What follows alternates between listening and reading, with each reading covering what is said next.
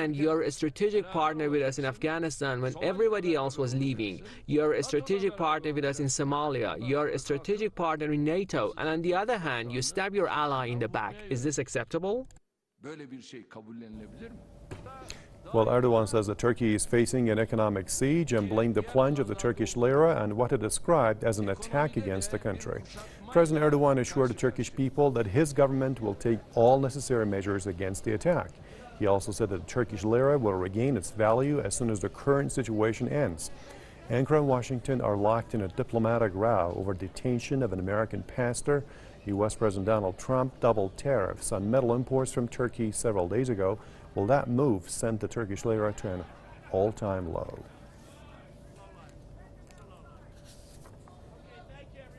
Okay, let's have our correspondent Rashan Saglam in Istanbul. Let's see. Rashan, good to have you with us. Recep Tayyip Erdogan sounds to be really furious that the U.S. is calling, speaking of hypocrisy and also a stab in the back of Ankara. Tell us about the mood over there.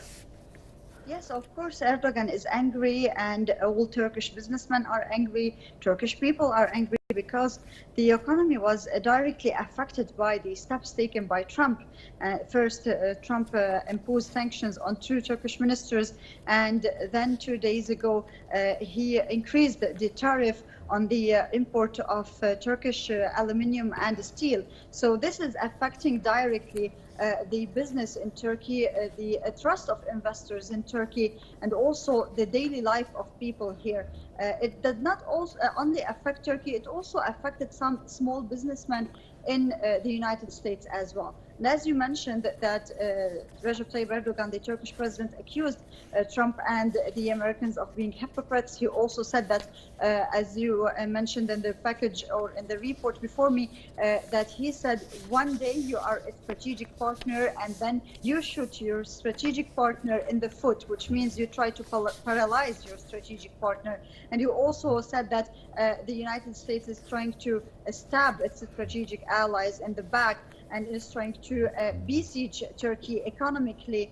And he also mentioned precisely that the Turkish economy is being besieged by hostile powers, as he called it. And he also said that the economy in Turkey is being attacked by those big countries. However, we will not stand in silence. And he also said that the Turkish economy is going to stay strong, and it is actually strong, and it is solid in the face of this conspiracy against it.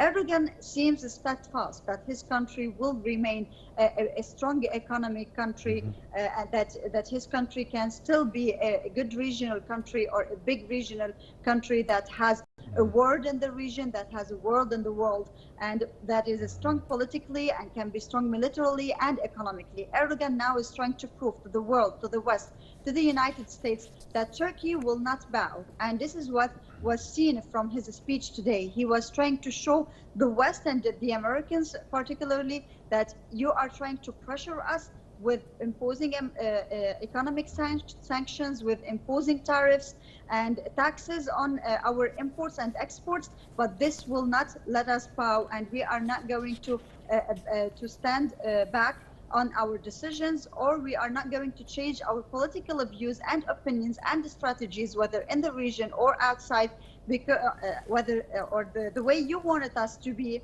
or the way you want it to be, because you are trying to pressure us economically. So he is trying to show the people in Turkey and the world that the Turkish economy is still strong. However, on the other side, if we look economically and closely, we can still see that the lira is dropping very fast, shockingly, and it reached against the U.S. dollar actually to 6.0, which is a very shocking number for the Turkish lira. And we can see that investors are not very much interested in investing in Turkey because of the instability in the economy. However, the government said that they are implementing new plans. They did not mention what kind of plans to ease the investors' concerns and to help investors have more trust in Turkey. If we want to speak just on the touristic side, I think that tourists would be now more interested to come to Turkey because of the difference in lira. Merchants in Istanbul gather outside foreign exchange offices, urging customers to get rid of their US dollars and buy lira instead. For those that to exchange their currency, there is a gift: free tea and tomatoes. With many Turks fearing they are now under economic siege, President Recep Tayyip Erdogan called for a boycott of American brands to protect the national currency, and he sees a future without relying on the U.S. We will produce every product we are importing from abroad with foreign currency here, and we will be the ones exporting these products. We will impose a boycott on U.S. electronic products. If they have iPhones, there is Samsung on the other side. The number of iPhone users in Turkey has reached 10 million in the last 10 years, which is worth $7 billion. That's a 16.5% stake in the Turkish smartphone market, but Samsung dominates it with more than 52%. The government's urging industry not to use U.S. products and is urging consumers to do the same. They provide some excitement. Yes, they sound very exciting, but I do not think that it would have any material impact on imports from US. The Turkish government has received messages of support from EU leaders who say Turkey's stability is very important for them. Turkey's private sector relies heavily on European lenders. Support also comes from Turkey's regional partners in Syria, Russia and Iran, who are also suffering from U.S. sanctions. Overuse of the US dollar as a world reserve currency will lead to its own deterioration. Many other countries will choose to switch from trading in dollars to the national currencies. Walking through a busy street, people take nervous glances at the foreign exchange screens, wondering how much less their money might now be worth. The dollar is up, the prices are up. What she wants to buy overruns her budget. Give me a discount, please. Her request is turned down. Turkish lira is down at least 30% against the dollar in 10 days. This doesn't only hurt the buyers, but the sellers too. Including Tibet Kartal. He has run this shop for at least 20 years. Half of his products are imported. His costs have risen tremendously. We are almost at stagnation, waiting for exchange rates to settle. I purchase in dollars, so my costs increased 40%. I'll have to reflect this in my prices. However, exporters are happy with the depreciating lira. Ferhat Onur, who has run the silver wholesaler with his brothers for 20 years, says his profits have grown. Although I import my products, I export them all. We don't have a problem. My profit margin is bigger now. Also, we bring foreign exchange to our country, but their certainty worries everyone. The finance ministry says it has an action plan to help ease the market's concerns. And Turkey's central bank has pledged to provide all the liquidity needed by the banks. Many economists say the markets demand an interest hike to stop the lira's tumble. But President Erdogan and his financial team are totally against that. Erdogan says this is a speculative attack against the lira by foreign countries and might continue. If it does, experts fear it could have a spillover effect into Europe, where Turkey's biggest lenders are. Sinem Köseoğlu, Al Jazeera, Istanbul. The financial crisis comes as ties between Turkey and the U.S. worsen. President Erdogan took action against American goods days after the U.S. doubled tariffs on Turkish steel and aluminum. We will boycott American electronic products. If they have the iPhone, there is Samsung elsewhere. In our own country, we have Vestel. German Chancellor Angela Merkel has called on Erdogan to respect the central bank's independence. The German perspective is that no one has an interest in Turkey's economic destabilization, but everything must be done to ensure that there is an independent central bank that can work.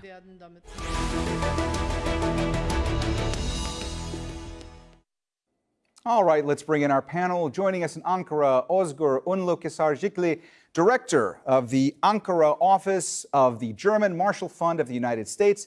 In Berlin, Dietrich von Kiau, former German ambassador and permanent representative to the EU. And in London, Ege Seçkin, a senior political risk analyst at the firm IHS Markit. Welcome to you all. Özgür, I want to start with you today. What can the government of Turkey do to stop this slide? Well, I mean, they should do, first of all, we should maybe look into why this crisis has occurred, even before the fallout with the United States. I could cite 6 reasons. First, the very high current accounts deficit. Second, the private sector debt. Third, political risk at home.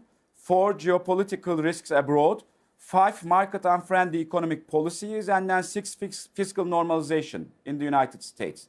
Some of these there is nothing that Turkey can do about, such as the fiscal normalization in the United States. But there's still a lot that Turkey can do for market-friendly economic policies, decreasing political risk at home, decreasing private sector debt, and decreasing the current accounts deficit.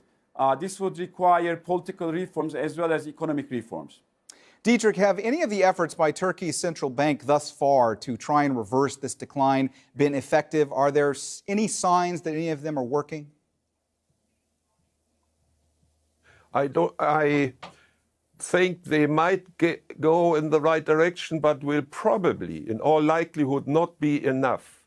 Because what we are facing is a lack of confidence by investors, by international markets in Turkey. And that has to do with the attitude of the president, of Erdogan. And there is a lack of confidence, and therefore the central bank would have, from my point of view, have to increase interest rates and take real firm measures which might not be very popular with the general public. And therefore, the president hesitates to accept this, and the markets know this. So there's a lack of confidence, and as long as this will stay on, it will be very difficult for Turkey to recuperate. Ege, you heard Dietrich there talk about the fact that President Erdogan has resisted thus far raising interest rates. Why exactly is that? Well, for a long time, the general consensus in the markets was that when Erdogan insisted on his theory that high interest rates result in high inflation rather than the other way around, that was largely for the purpose of playing to the crowds, so to speak, for the domestic audience. However, we saw in a meeting recently when Erdogan came to London to talk to international investors, the president repeated those claims. And it was at that point that the markets started understanding that these were things which Erdogan genuinely believed. And that was really a turning point in terms of perceptions of Turkey and expectations of policy under Erdogan.